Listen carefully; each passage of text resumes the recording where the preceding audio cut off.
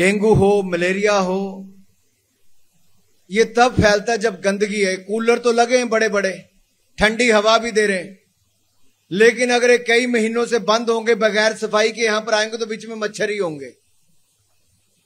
तो आपके घरों में गर्मी आ गई, कूलर से पहले पहले सफाई, पानी रुका ना हो, मच्छरों की सफाई खत्म करना वो पहले होने चाहिए, नहीं तो मच्छर आपको साफ करने के लिए चल पड़ते हैं।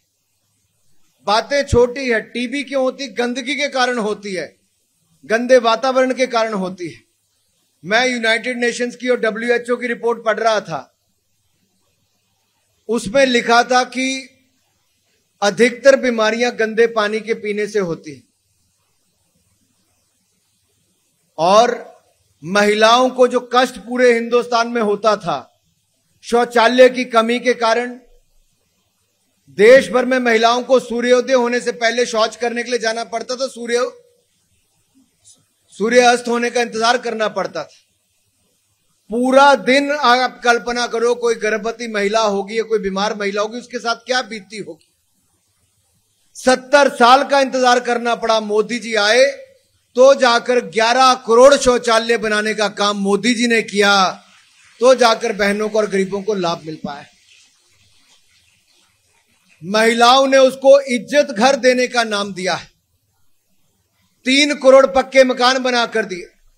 आज आपको गर्मी ना लगे तो लाखों रुपए खर्च करके टेंट लगवाया गया कि नीचे टेंट ना लगे, बड़े वाला टेंट लगे। लेकिन सोचो, वो जो गरीब सारा साल सर्दी में गर्मी में तरपाल के घर में रहता है, जिसके पास ईंटों वाला घर नहीं है, पक्का मकान नहीं, उसकी हालत क्या होती होगी। बारिश में पानी गिरता होगा, गर्मी में गर्मी लगती होगी, सर्दियों में ठंड लगती होगी।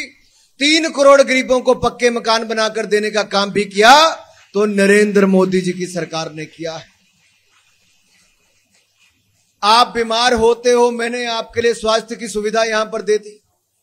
अब इस योजना में आदरणीय गवर्नर साहब 65% महिलाएं हैं जिनको लाभ मिला है। 65% बेनिफिशियरीज महिला है जिनको लाभ मिला है, और काम करने वाले जो 120 का स्टाफ है उसमें से भी 60% से ज्यादा महिलाएं हैं।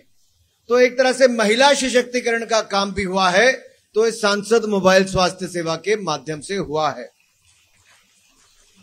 मैं कल दिल्ली में था तो आदरणीय मोहन भागवत जी सरसंघचालक जी और हमारे पूजनीय संत वहां पर उदासीन आश्रम में, हिमाचल के उदासीन आश्रम के लिए जो नए संत चुने गए हैं, जो उसके मठाधीश चुने गए, उसके कार्यक्रम में कह रहे थे। किसी संत ने यह कहा कि अगर हमारे दिल में संत ना हो तो दुखों का अंत नहीं होता है। तो अंदर संतों वाला भाव पैदा करना बहुत जरूरी है। जहां आज एक और मंगला माता जी और भोले जी महाराज जी का आशीर्वाद मिला, वहीं पर राष्ट्रीय संत बाबा बाल जी भी आपके आने से पहले अपना आशीर्वाद देकर गए। मेरा तो मानना यह है कि नर सेवा नारायण सेवा, आपकी सेवा करना ही ईश्वर की सेवा के बराबर है। और कलयुग में तो आपकी सेवा भी कर दी तो बहुत बड़ी बात है। हम इन डॉक्टर्स के माध्यम से, नर्सेज, लैब टेक्नीशियंस के माध्यम से, प्रयास के स्टाफ के माध्यम से, प्रयास संस्था के माध्यम से मैं अपनी सोच को कुछ अमली जामा थोड़ा बहुत पहुंचा पा रहा हूं, तो इन सबके माध्यम से ही हो पा रहा है। ये लोग कभी मंच पर भी आकर नहीं बैठते, कभी ये भी नहीं चाहते कि इनका गुणगान हो, लेकिन सच्चाई ये है कि इन 4 वर्षों में खून पसीना बहाने का काम किया है तो प्रयास संस्था के ही इन सब लोगों ने किया है। आज का सारा श्रेय इन्हीं को ही जाता है।